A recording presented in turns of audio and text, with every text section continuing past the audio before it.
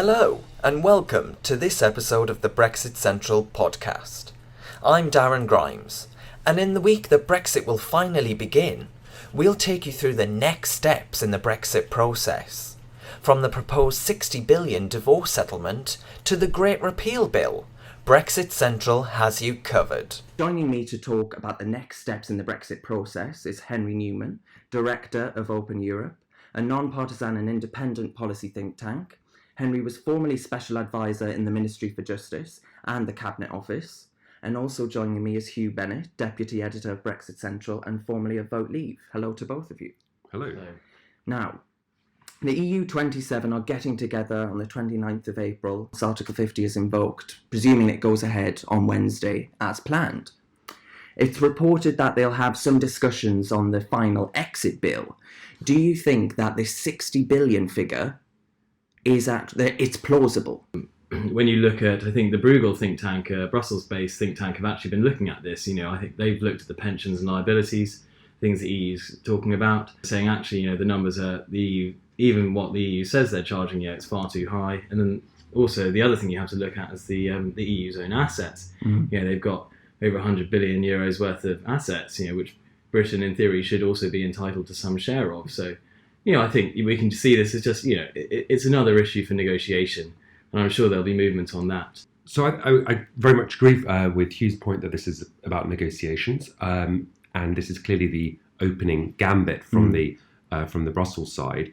Ironically, of course, Brussels has otherwise tried to stick to the line that there can be no negotiation without notification, but the laying the 60 billion bill on the table is clearly a form of negotiation in of itself. And I think the UK is right to say that they will pay what we legitimately owe. The question, of course, is what is that? We can distinguish between the commitments that we've already made and payments which we'll need to make in future if we choose to opt into various programs, for example, on research or on development cooperation or on other things. And it's also interesting that even a House of Lords EU subcommittee suggested that the legal liabilities might actually lie more in the UK's favour than in Brussels' favour. And they suggested that actually, if this question wasn't resolved at the end of the 2-year process, according to a reading of the relevant law, the UK could walk away without having to pay further liability. So I think this will be part of the negotiation process. If Brussels chooses to privilege this above everything else and to say we must have a deal on the amount of financial contributions before we can move to any further discussions, I think we should consider that essentially the equivalent of a wrecking amendment that will cause the negotiations to get off on a very bad start, if not to stall entirely. So I suspect that sensible heads will be counselling away from that, and we've already seen some of this division between Brussels and the member states, but also within Brussels itself. That the 60 billion bill is clearly not being pushed by everybody, and many recognise that pushing this bill too hard too soon could force Britain to walk away. So do you think that walking away with WTO rules quite early on is a real possibility then, if this 60 billion figure is put on the table early on in the negotiation? I don't think anybody on either side wants to walk away with no deal, and I think that in Brussels is also recognising, and the language has shifted, and the briefing has shifted to make it clear that they want agreement in principle on payments of what is already been committed, rather than necessarily on the sum in the first instance. And of course, there's the sort of broader discussion that you hinted at in your opening question as well, as to whether the negotiation on the so-called divorce bill happens in parallel with or consecutive to a negotiation on what our future relationship should be with the European Union. And that will be very crucial. And that question of the sequencing, obviously Britain is very keen for them to happen in parallel, but equally it'll be very important to see whether or not that view that they should happen in parallel triumphs or not. I'm sure you can understand why Brexit Central readers would be quite put off by this idea that we should pay the EU money to get out of the European Union, when actually for a very long time, almost our entire time in the EU, we've been net contributors to their coffers. Well, of course, the UK has made enormous contributions to the EU budget over the years. Readers will be able to distinguish between what are sort of vexatious demands from the EU for disproportionate amounts of cash, and things which actually, we've entered into these agreements. It's like you have a legal contract. If you signed up for a TV package for 3 years or whatever, you might want to break it early, but under the terms of the contract, you might still be liable to keep paying. I think you're both right to say that this was clearly an important part of the Leave campaign that was obviously successful in the referendum last year. Equally, exactly as he was saying, I think people can accept that when Britain was a member of the European Union and continues to be a member, and we signed up in good faith to budgets. So I think we have to accept that we will have a degree of contribution to make for promises that we made and Brussels accepted and member states accepted in good faith. There was an interesting sort of moment when the spokesman or spokeswoman for the European Commission put out a tweet suggesting that Britain not paying this 60 billion bill was equivalent to ordering a round of drinks and then walking away with leaving 27 friends in the pub. And I thought this was very illustrative of lots of things. One of which was, first of all, I don't know anyone who would do a round for 27 friends. I mean, normally you at some point you'd probably be on 6. You go up and order the drinks individually. But I know this is at one level a sort of a silly point, but equally it's quite illustrative of the confusion in Brussels about the way that a lot of this works. And I think if you actually played that metaphor out in Britain, people would ask, well, why is Britain paying for 27 friends to have a drink? It was just a sort of interesting window into the way that the Commission was trying to justify the 60 billion bill, which actually I felt undermined the very argument they were trying to make. And Barnier has said on the timetable front, he wants everything wrapped up by autumn 2018. Do you think that this timetable is plausible? Do you think that it's possible to get it all wrapped up? Henry, I'll go to you first. Well, I think the timetable is obviously very challenging, even if you have the entire 2 years. And we've clearly will lose quite a bit of time waiting to find out what happens exactly in the elections and the two most important members of the 27. But I think my overall view on the negotiations, both on the so-called divorce bill and on the future arrangements, is that the economic case for sorting this out is overwhelmingly clear.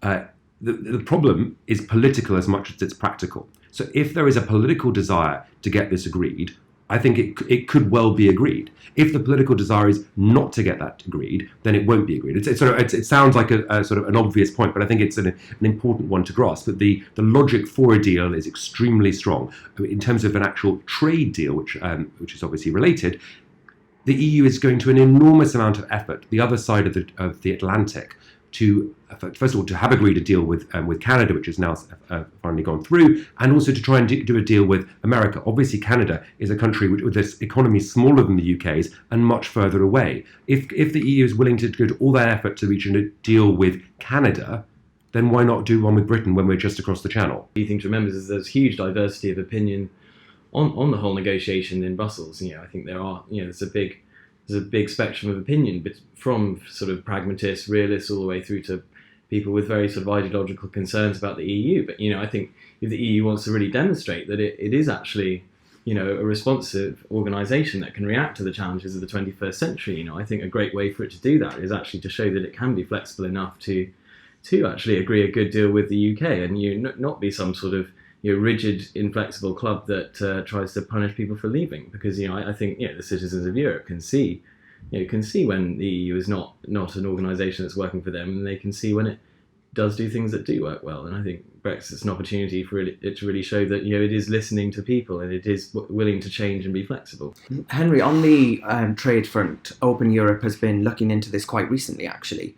Are you optimistic about our trade outside of the EU, and how long do you think it'll be before we can actually start signing off those trade agreements? Well, exactly as you say, we're looking into this. We published a report this week, Nothing to Declare, which talks about our future relationship on customs cooperation with the European Union, and makes the case that Britain should leave the customs union, which has been sort of hinted at by the government but not fully committed to. And this is a piece of work we're doing in conjunction with the Prosperity UK conference later in April. And our thesis is that to make a success of Brexit, Britain will need to be outside of the customs union, which would allow us to sign independent free trade agreements.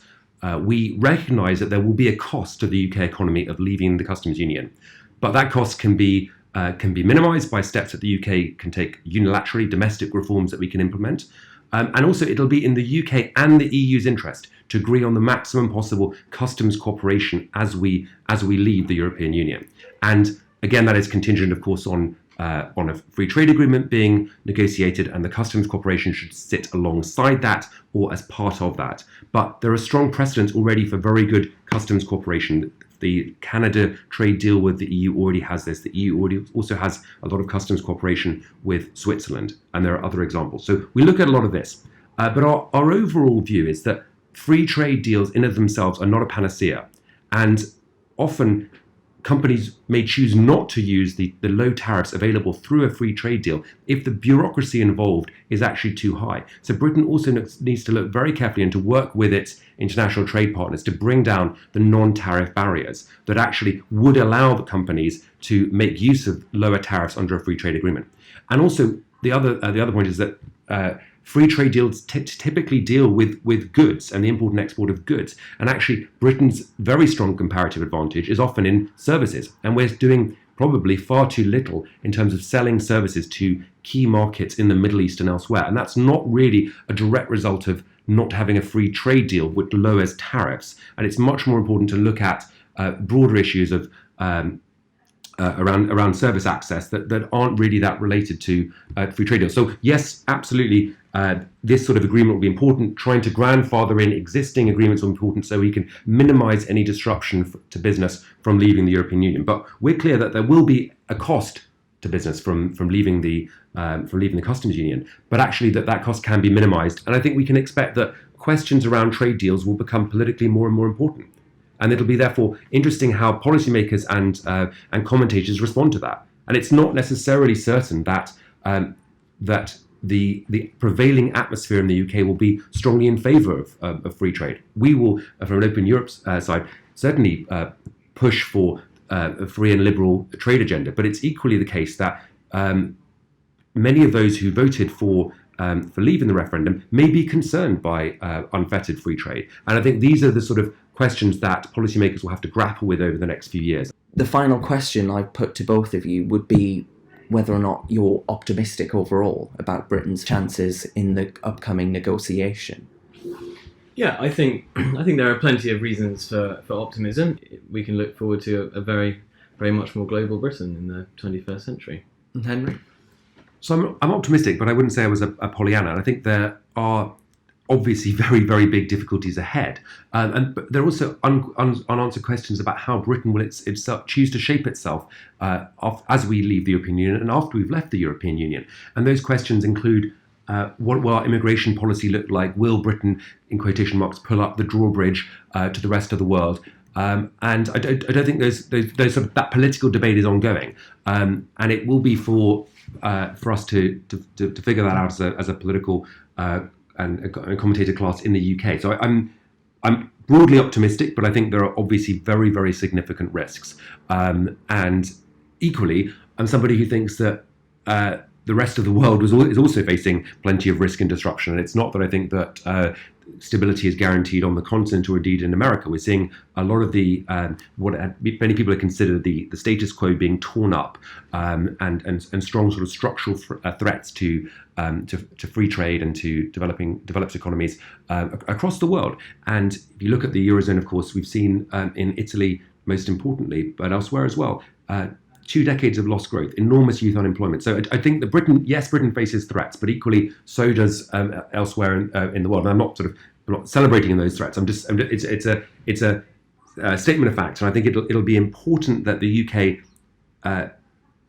thinks very carefully about how we shape our domestic policy in the future. And this is on questions right the way through from immigration policy, which I've already mentioned, right to infrastructure and our education systems and so on. And I very much hope that the government grasps this fully and thinks sort of carefully and coldly about the need to reshape a lot of Britain so that we can make the most of this. But yes, I'm to a degree optimistic. Perfect. So one quick question that I'll just get in. On the having this national conversation, do you think the Great Repeal Bill is the opportunity to discuss areas that you've just highlighted? No, I think the Great Repeal Bill is essentially is very important, but it's about creating legal certainty after we leave the European Union. It's about transferring the body of EU law into domestic law. And the way I think it's best to envisage it is a sort of trap door through which laws are designed to fall and enter the domestic statute book. Of course, it's a complete misnomer, and it'll do very little to repeal anything from the statute books. In fact, it'll add enormously to the UK statute books. And I think that there are very big questions, both political and in policy terms, about how that will happen. So I think, interestingly, a lot of the political attention in Westminster and on the press has been focused on the Article 50 bill required by the Supreme Court Miller case and the sort of the votes and the amendments in the House of Lords and so on. Whereas actually relatively few people have grasped the potential political problems of the Great Repeal Bill. So that'll be something very interesting to look out for in the coming months. And that brings us to the end of this episode of the Brexit Central podcast. I'd like to thank our guests and you at home for listening. You can subscribe to our podcast channel on either SoundCloud or iTunes by searching for Brexit Central. You can also sign up to our daily Brexit briefing at brexitcentral.com, bringing you news and analysis of the UK's departure from the EU and promoting a positive and optimistic vision of Britain after Brexit.